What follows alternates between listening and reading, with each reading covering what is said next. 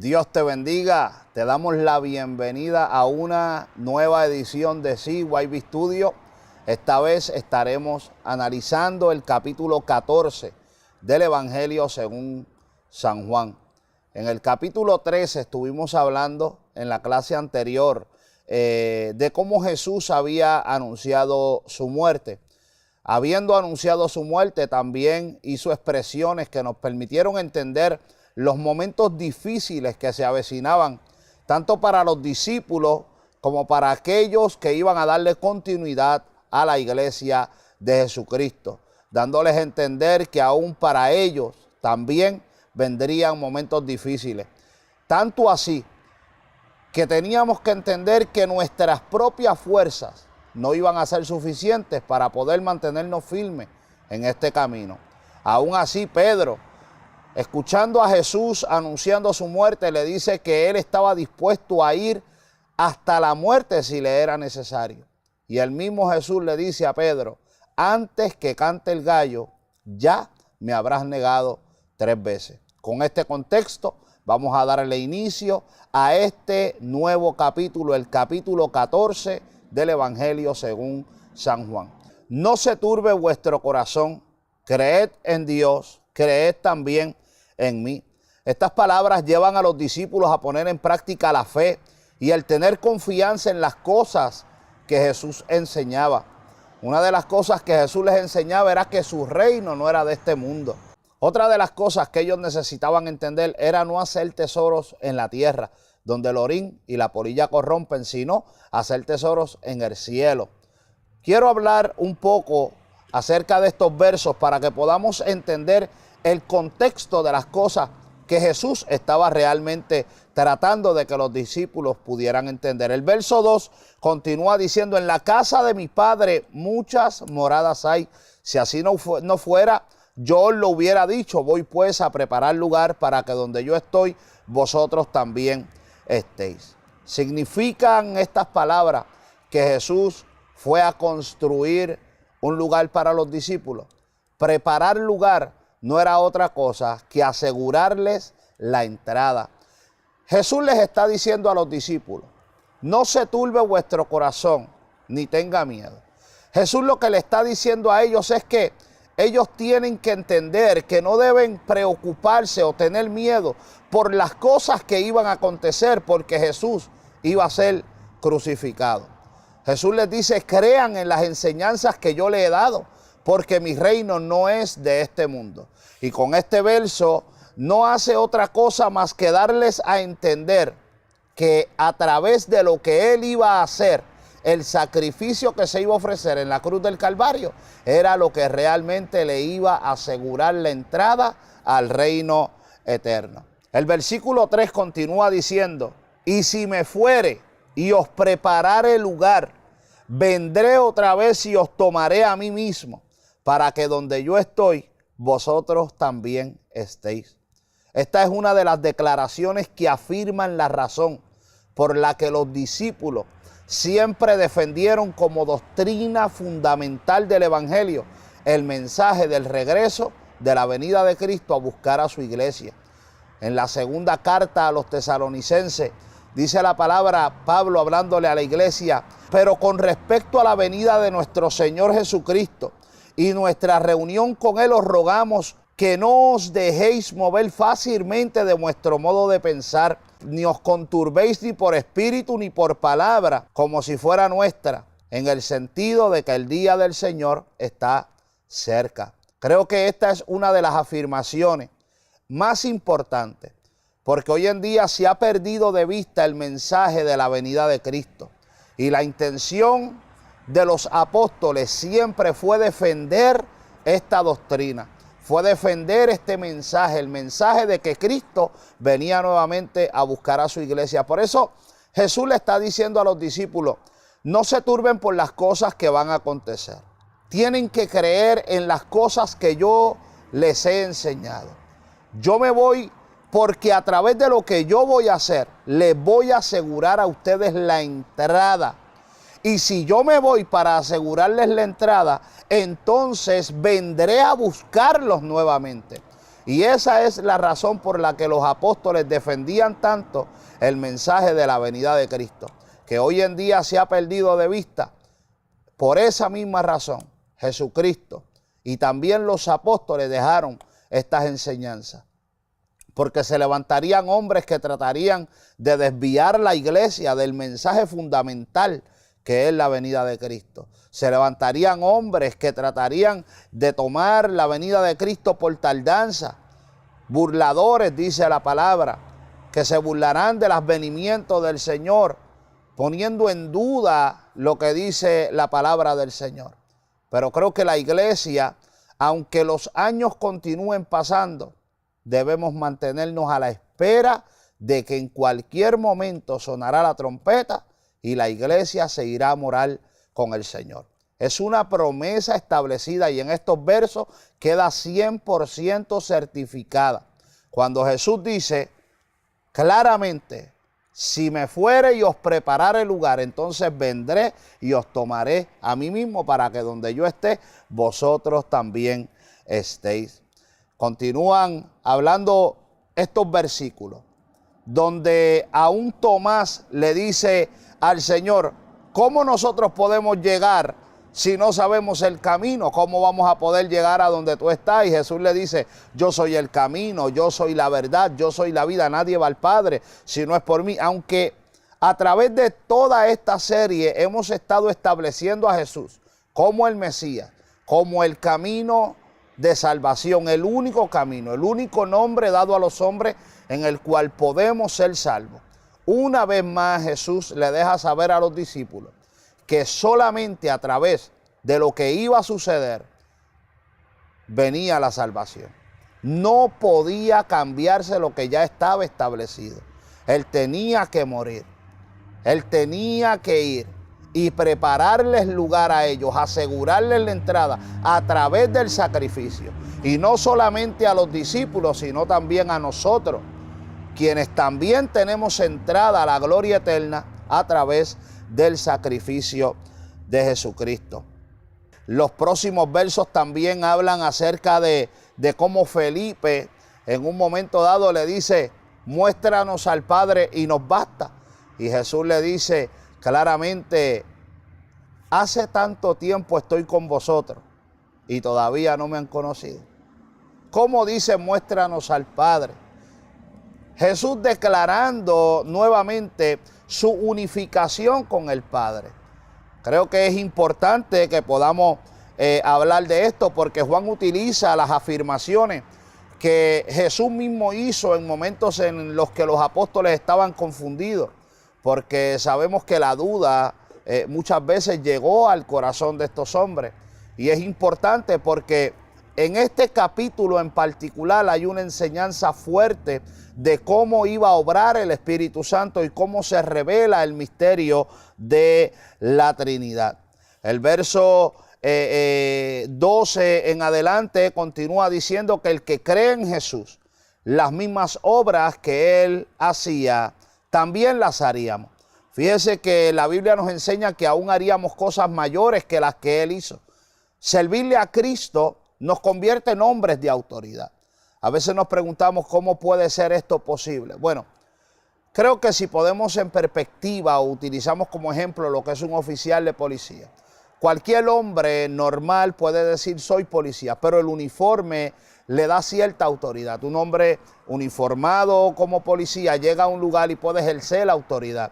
Nosotros como creyentes en Cristo también tenemos un uniforme espiritual que nos permite ejercer autoridad en el mundo espiritual, que podemos llegar a lugares donde están desordenados, espiritualmente hablando, y nosotros podemos ejercer autoridad. Cuando Jesús llega a donde estaba el endemoniado de Gadara, Jesús llega a aquel lugar y aquel endemoniado corre al maestro y se postra y rápidamente le dice, ¿por qué has venido a atormentarnos antes de tiempo? Porque Jesús ejercía autoridad, era un hombre de autoridad. Jesús era la verdad, era Emmanuel, era Dios con nosotros. Estaba caminando de paso y aquellos demonios tuvieron que reconocer la autoridad del maestro.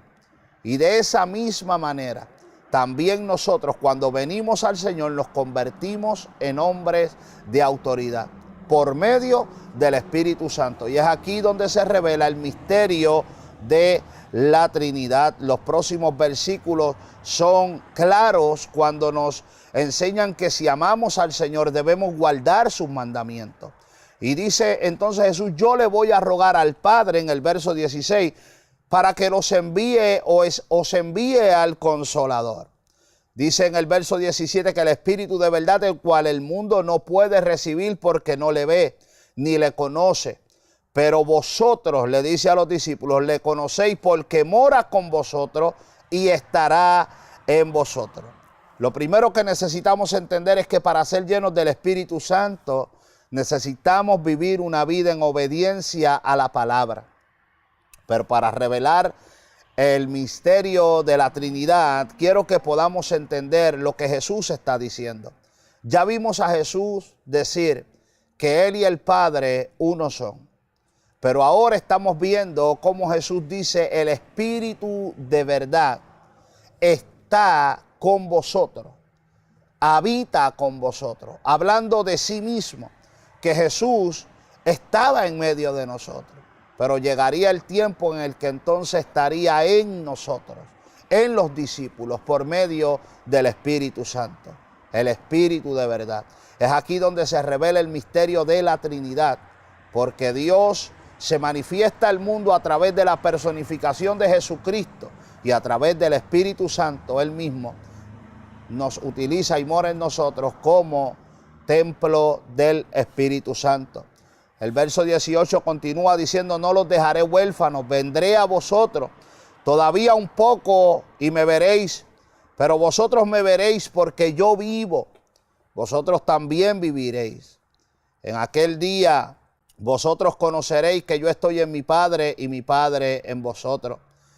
El verso 18, donde dice que no los dejará huérfanos, creo que es una interpretación o algo que pudiéramos interpretar como Jesús le está dejando saber que con Él morir, resucitar, ascender al cielo y luego morar en cada uno de nosotros por medio del Espíritu Santo nos sería más provechoso, porque sin duda, sin Él, jamás podríamos vencer. El Espíritu Santo en nosotros es la razón por la que podemos llamarnos más que vencedores. El Espíritu Santo en nosotros es la única razón por la que podemos vencer en este camino.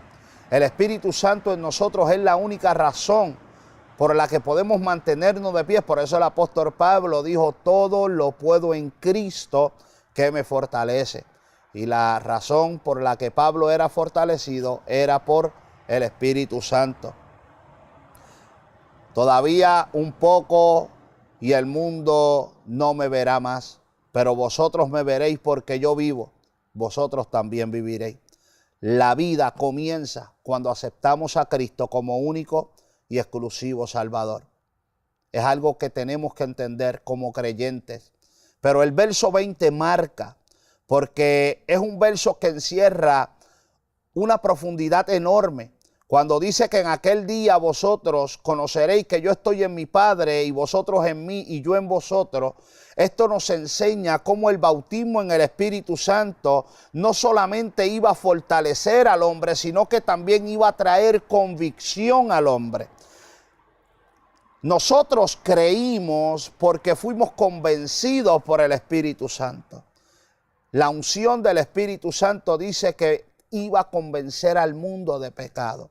La razón por la que nosotros hemos creído y hemos sido guiados a la verdad ha sido por el bautismo en el Espíritu Santo, que no solamente nos fortalece para poder vencer, sino que también nos da convicción de que la palabra es la verdad, de que Cristo es la verdad, de que Cristo es el Mesías prometido, Emmanuel, Dios con nosotros, y que por medio del Espíritu Santo nosotros nos hemos convertido en el templo donde habita corporalmente su presencia. Verso 25 dice: os he dicho estas cosas estando aún con vosotros, mas el Consolador, el Espíritu Santo, a quien el Padre enviará en mi nombre, Él os enseñará todas las cosas y os recordará todo lo que os he dicho. El Espíritu Santo no es otra cosa que Jesús en nosotros. Por esa razón nos recuerda la palabra, por esa razón, como dije antes, es que podemos vencer. Por esa razón es que, como dijo el apóstol Pablo, podemos llamarnos más que vencedores. Este capítulo habla de la paz que nos deja el Señor. Dice que la paz Él nos deja y que la paz Él nos da no como la da el mundo. Porque la paz que nos da el Señor es una paz que viene por convicción. No es una paz que simplemente la sentimos porque creemos o sabemos que todo está bien. Es una paz por convicción de que aún en medio de los momentos difíciles, porque los momentos que le iban a tocar pasar a los discípulos eran momentos difíciles, pero esa paz venía por convicción y esa convicción llega a la vida del hombre por medio del Espíritu Santo. Por eso, si hacemos un análisis nuevamente desde lo que hemos hablado desde el principio, hemos hablado de cómo Jesús le dice: no se turbe vuestro corazón, creed en Dios, creed en mí. Yo he venido hablándoles acerca de las cosas que me van a acontecer y son necesarias, porque a través de lo que va a suceder es como me voy a glorificar. A través de lo que va a suceder es como yo les voy a asegurar su entrada al reino de los cielos. Esta es la única manera establecida. Yo soy el camino y vengo a entregar mi vida para que ustedes puedan entrar en la vida eterna. Y si me voy a asegurarles la entrada es porque voy a venir a buscarlos también. No los voy a dejar huérfanos, no los voy a dejar solos. Tal vez corporalmente yo no voy a estar y ustedes van a tener miedo, pero quiero que entiendan que entonces voy a estar en ustedes. Cuando analizamos el Antiguo Testamento, podemos hablar acerca del tabernáculo, que era el lugar de reunión, el lugar que Dios estableció, donde se estableció el lugar santísimo, que era el lugar donde venía la presencia de Jehová y solamente el sumo sacerdote podía entrar en ese lugar. La intención de Dios era habitar con su pueblo. Hoy en día nosotros somos ese tabernáculo. Hoy en día su presencia habita en nosotros. Nos hemos convertido en ese templo. Hoy en día Dios habita en nosotros.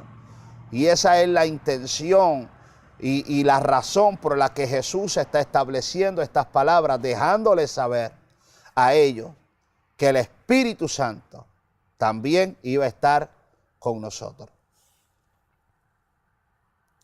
Quiero, antes de cerrar este capítulo, que podamos analizar los últimos versos, donde Jesús dijo que el príncipe de este mundo venía y aunque nada tenía en él, pero él iba a someterse a lo que ya el Padre había determinado.